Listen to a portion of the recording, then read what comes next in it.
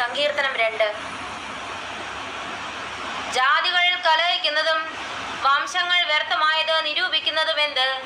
യഹോവയ്ക്കും അവന്റെ അഭിഷിക്തനും വിരോധമായി ഭൂമിയിലെ രാജാക്കന്മാർ എഴുന്നേൽക്കുകയും അധിപതികൾ തമ്മിൽ ആലോചിക്കുകയും ചെയ്യുന്നത്. നാം അവരുടെ കെട്ടുകളെ പൊട്ടിച്ച് അവരുടെ കയറുകളെ എറിഞ്ഞുകളയുക.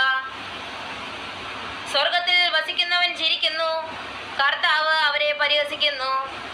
അന്നവൻ കോപത്തോടെ അവരോട് അരുളി ചെയ്യും, ക്രോധത്തോടെ അവരെ വിരമിപ്പിക്കും. എന്റെ വിശുദ്ധപർവ്വതമായ സിയോനിൽ ഞാൻ എന്റെ രാജാവിനെ വാഴിച്ചിരിക്കുന്നു. ഞാൻ ഒരു നിർണയം പ്രസ്താവിക്കുന്നു.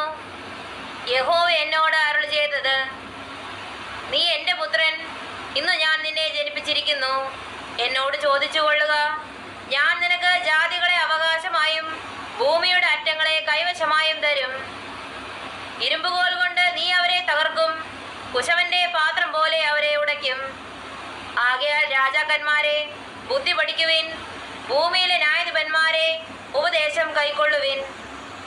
ഭയത്തോടെ യഹോവയെ സേവിക്കുവിൻ, വിറയലോടെ ഘോഷിച്ചുല്ലസിക്കുവിൻ.